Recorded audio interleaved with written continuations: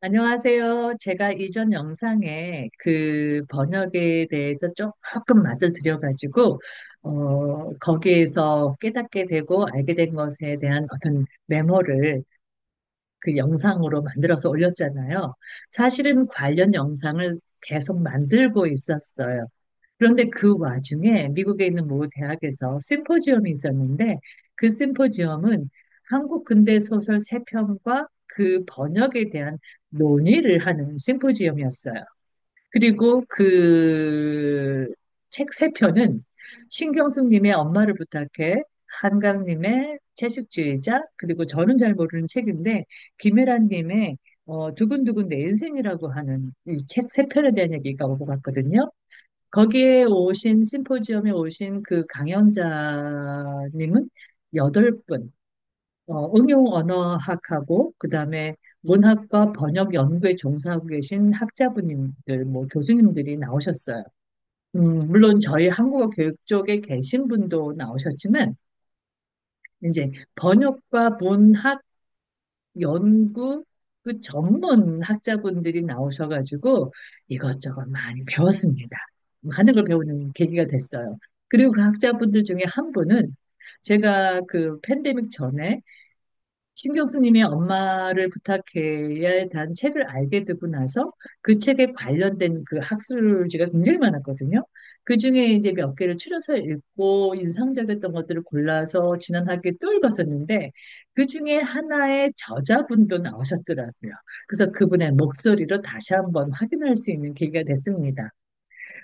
제가 이 영상을 찍는 이유는 뭐냐면 그 심포지엄에서 지난 영상, 제 영상에서 말씀드린 것처럼 그 데보라 스미스의 그 한강님의 채식주의자 번역본, The Vegetarian의 그 번역본이 원작을 잘 반영하지 못했다라고 해서 비평을 많이 받았다고 했잖아요.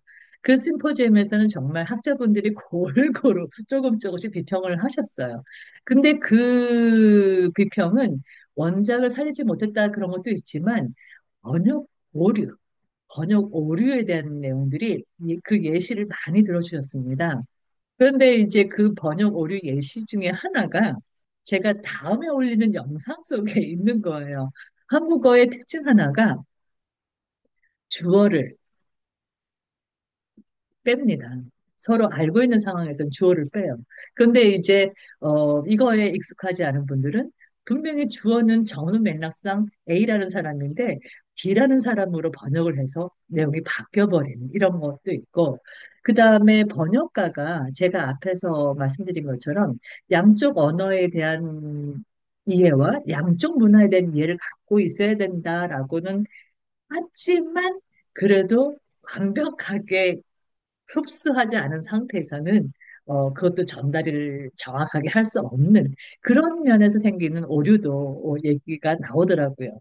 그리고 또 제가 그 다음에 올리는 영상에서 이제 언급된 사항들도 논의가 됐었고, 그리고 말씀드린 것처럼 번역학에 전문 종사하시는 학자분들이다 보니까 더 다양하고 디테일드한 것들 많이 들었습니다. 그래서 그런 것들을 제가 공유할 수 있는 capacity, 역량은 없어서 또 함부로 공유를 할 수 없는 것 같기도 하고, 그래서 오늘 다 말씀을 못 드리겠는데, 지금 데보라 스미스 씨의 그 얘기를 했을 때, 절대로 이거는 데보라 스미스라고 하는 번역가에 대해서 어떤 질타를 하는 건 아니에요.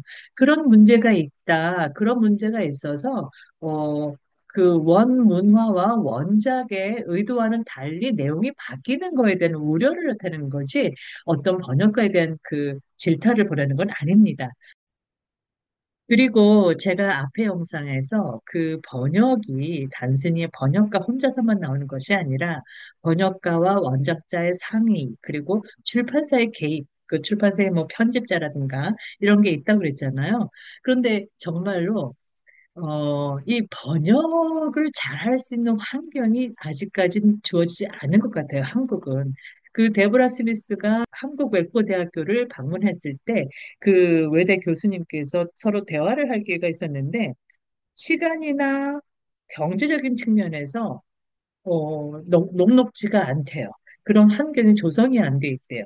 그러니까 그런 번역이 나온 게 된 거에 대해서 그런 번역이 나오게 된 것도 그 번역 시장, 번역의 그 현실에 많이 영향을 미치는 것 같더라고요. 말인즉슨 그 독일과 일본은 번역 문학이 굉장히 많이 발달되어 있대요. 특히나 일본 같은 경우에는 번역에 어, 이전부터 많은 투자가 되어 있대요. 그러니까 제 생각에는 노벨 문학상 그 수상자 중에 일본 작가들이 좀 제법 계시잖아요. 그런 영향이 아니었나 싶은 생각이 들더라고요. 그 심포지엄에서 정말 이것저것 많이 배웠는데요. 제가 이것저것 다 공유할 수 있는 capacity, 역량이 있는 사람은 아니지만, 근데 이제 만약에 어떤 문장으로 그 메시지를 준 것 중에서 제가 기억에 정말 딱 내리에 받는 게 뭐가 있었냐면, 우선 그런 말이 있습니다. A bad translation is worse than no translation. It reflects poorly not only on yourself, but on the author and on modern Korean fiction in general. 그러니까 번역을 잘 못한다면 아예 안 하는 것보다 못하다. 이렇게 번역을 엉망으로 해버리면 번역가 자신뿐만이 아니라 원작자 그리고 한국의 그 근대 소설에 대해서 를 그냥 아주 그냥 형편없이 묘사를 하게 된다. 이런 우려를 섞은 표현을 말씀함과 동시에 또 이분이 뭐라고 하셨냐면 No translation is perfect, but don't brood over your mistakes. Learn from them. 하지만 어떤 번역도 완벽하지는 못하다. 그러니까 실수에 대해서 너무 연연히 하지 말고 실수를 통해서 배워라라고 말씀을 하십니다.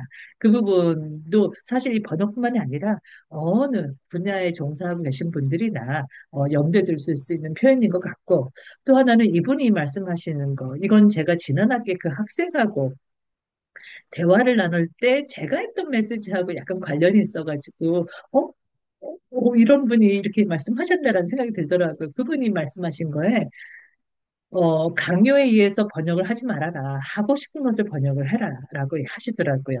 그래서, 그거 참 맞는 것 같다라는 생각이 들었습니다.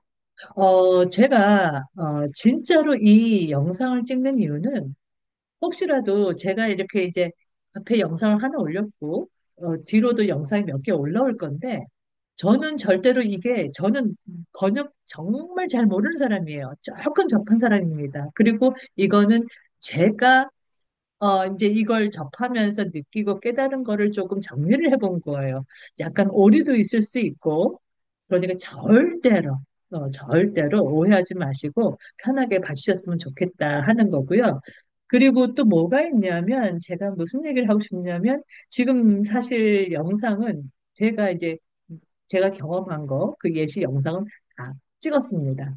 찍고 나서 보니까 정말로 제가 다음 영상에서 이런 게 있어요 라고 얘기하는 것들이 소년이 온다와 휴먼 엑스의 그 한국어와 영어 문장을 비교라기보다도 대조해서 이렇게 드릴 건데, 거기에서는 오류는 거의 없었던 것 같아요. 오류는 없어요. 제가 많은 예시를 든 건 아니니까. 자, 그러면 오늘 영상은 여기까지. 감사합니다.